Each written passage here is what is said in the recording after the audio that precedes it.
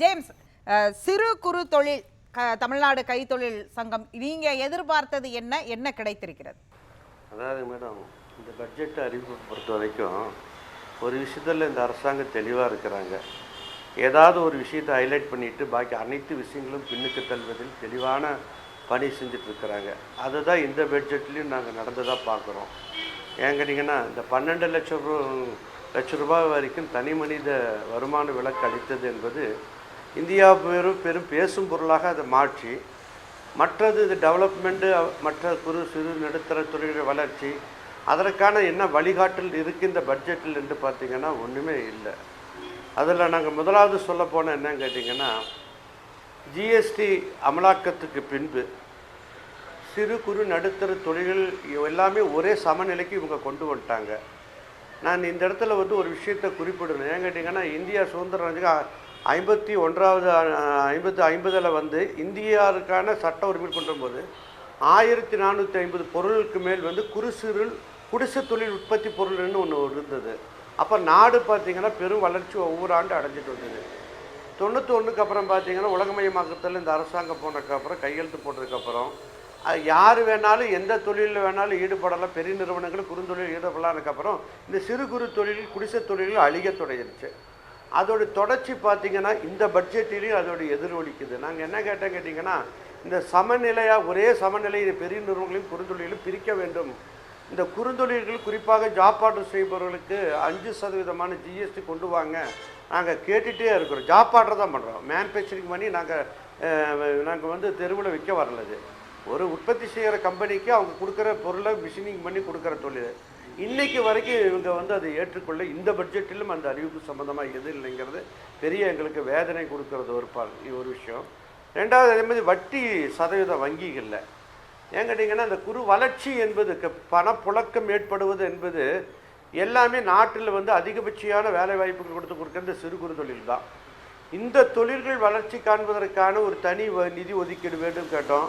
வட்டி சதவீதத்தை இவங்க எங்களுக்கு 5% எங்களுக்கு கொடுங்க, நாங்கள் வாங்கிக்கிற இயந்திரங்களுக்கு எல்லாம் கொடுங்கிற கேட்டிருக்கிறோம். இன்றைக்கு வரைக்கும் அதுக்கான அறிவிப்பு எதுவுமே இந்த பட்ஜெட்டில், கடந்த பட்ஜெட்டும் இல்லை, இந்த பட்ஜெட்டும் இல்லை. கடந்த பட்ஜெட்டில் பார்த்திங்கன்னா 22,000 கோடி ரூபா மொத்தமாகவே எம்எஸ்எம்இக்கு இவங்க ஒதுக்கீடு செய்த நிதி மத்திய அரசாங்கம். இந்த ஆண்டு இது வரைக்கும் எவ்வளோன்னு ஒன்றும் அறிவிக்கப்படலை. நீ என்ன இப்போ எப்படி அறிவிக்க போகிறாங்கன்னு தெரியல. அதில் அப்போ நாங்கள் சொன்னோம், நாங்கள் ஒட்டுமொத்தமாகவே இந்த தொழில்துறை 30 ஜிடிபி வரைக்கும் நாங்கள் உற்பத்தி துறையை நாங்கள் கொடுக்குறோமே, எங்களுக்கு அதில் 1% நிதி ஒதுக்கீடு செஞ்சாலே இந்த எம்எஸ்எம்இ செக்டார் வளர்ச்சிக்கான வழிகாட்டும்னோம். அது சம்பந்தமாகவும் இந்த பட்ஜெட்டில் எந்த அறிவிப்பும் அவங்க செய்யவில்லை. அதுபோல் பார்த்திங்கன்னா, பெரும் நிறுவனங்களுக்கான பட்ஜெட்டாக தான் நான் இதை பார்க்குற வழியே குறு சிறு தொழிலுக்கான பட்ஜெட்டாக பார்க்கல. அதுக்கு என்ன காரணம் கேட்டிங்கன்னா, இந்த சர்பாஸ் சட்டம்னு ஒன்று இருக்குங்க. வங்கிகள் பார்த்திங்கன்னா, ஒரு வங்கியில் கடன் வாங்குகின்ற சிறு குறு தொழில் முனைவர்கள் இது நம்ம 3 மாதம் செலுத்தவில்லை என்றால் உடனே இந்த சட்டத்தின்படி அவருடைய சொத்துக்கள், அவர்களுடைய இயந்திரங்கள் பறிமுதல் செய்வதற்கான நடவடிக்கைகள் வங்கிகள் அரசு காட்டியிருக்கிற வழிகாட்டல் பிரகாரம் இறங்கிடுறாங்க, ரிசர்வ் பேங்கோடைய வழிகாட்டல். ஆனால் அது 180 நாட்களாக இருந்தது. அது இவங்க 90 நாளாக மாற்றிட்டாங்க. இன்றைக்கு வரைக்கும் நாங்கள் அதிலேருந்து எங்களுக்கு விலக்கு கொடுக்க கேட்டிருக்கிறோம். அதை பற்றியும் இந்த பட்ஜெட்டில் எந்த அறிவிப்பும் இல்லை. ஏன் கேட்டிங்கன்னா, மேடம் பார்த்திங்கன்னா, நம்ம நிதியமைச்சர் கோவைக்கு அடிக்கடி வருகை தந்து எங்கள் மேலே ரொம்ப அக்கறையாக கோயம்புத்தூர் தொழில் மேலே இருந்தாங்க. வரும்போதெல்லாம் நேரடியாக அவங்கள்ட்ட பல முறையிட்டோம். அந்த ஜிஎஸ்டியில் இருக்கக்கூடிய பிரச்சனை, அது மட்டும் இல்லாமல் எங்களுக்கு இருக்கக்கூடிய வங்கி சதவீதத்தில் வட்டி சதவீதம் குறைத்து கொடுக்க வேண்டும் என்று. ஆனால் இன்று வரைக்கும் அவர்கள் இந்த எம்எஸ்எம்இ செக்டாரில், அது குறிப்பாக குறு சிறு தொழிலை பற்றி அவர்கள் பார்க்கவில்லை என்று எங்களுக்கு பெரிய நெருக்கடி உருவாக்க. அது மட்டும் இல்லாமல் பார்த்திங்கன்னா, ஜிஎஸ்டியில் நம்ம கலெக்ட் பண்ணி செலுத்துவதில் பல பிரச்சனைகள் தொடர்ந்து இருந்துகிட்ருக்கு. காது கொடுத்து அவங்க கேட்க மாட்டேங்கிற காரணம் கேட்டிங்கன்னா, ஒரு வட்டி வீதத்தில் பார்த்திங்கன்னா கந்து வட்டிக்காரன், மீட்டர் வட்டிக்காரன், இப்படி பல வித வட்டி இருக்குது. ஜிஎஸ்டி கவுன்சில் பார்த்திங்கன்னா மீட்டர் வட்டியோட மோசமான வட்டி வீதத்தில் வட்டிக்கார மாதிரி எங்களை தொழில் முனைவோர்கள் நெருக்கக்கூடிய நெருக்கடிகளாக இருக்கிறது. இதெல்லாம் பல முறைகள் எடுத்து சொல்லி இன்று வரைக்கும் தீர்வு கிடைக்காமல் குறு சிறு தொழில்கள் வளர்ச்சிக்காக 5 ஆண்டு திட்டம் சொல்லி இப்போ ஒன்று அறிவிச்சிருக்கிற 5 லட்சம் தொழில்கள் முன்னேற்றத்துக்காக.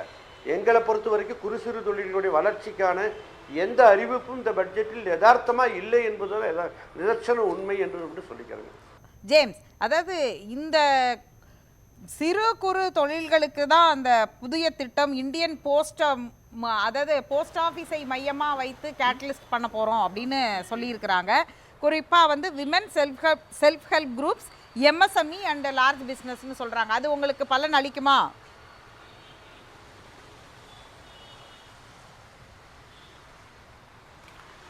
அதாவது அறிவிப்புலாம் கேட்குறதுக்கு நல்லதாங்க இருக்குது மேடம். தொடர்ந்து நாங்களும் பார்க்குறோம். பல்வேறு அறிவிப்புகள் ஒவ்வொரு பட்ஜெட்டுகளை வந்துட்டு தான் இருக்குது.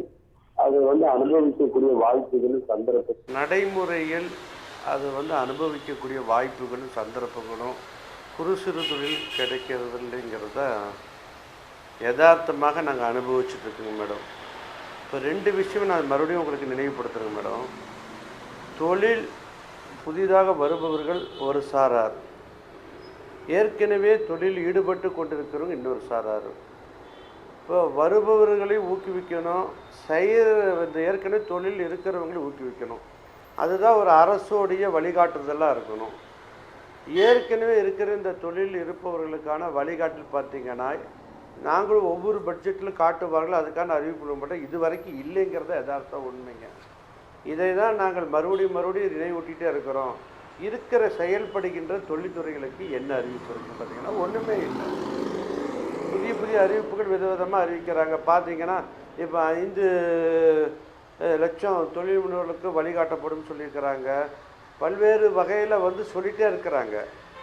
இருக்கிற தொழில்களை மேம்படுத்துவதற்கான திட்டங்கள் என்ன, இந்த தொழில்கள் நாங்கள் முன்னேற்றுவதற்கும் அடுத்த ஸ்டெப்புக்கு போகிறதுக்கான வழிகாட்டல் என்ன, எதுவுமே இல்லைங்கிறத எங்களுடைய அனுபவத்தில் எங்களுக்கு கிடைச்சது உண்மைங்க. மேடம் பேசும்போது சொன்னாங்க இல்லைங்களா, ராதாகிருஷ்ணன் மேடம், அவங்க பார்த்தீங்கன்னா சர்பாஸ் சட்டம் எங்களுக்கு எதிராக இருக்கிறது, அதே போல் வங்கியில் வட்டி விகிதங்கள் எதிராக இருக்கிறது.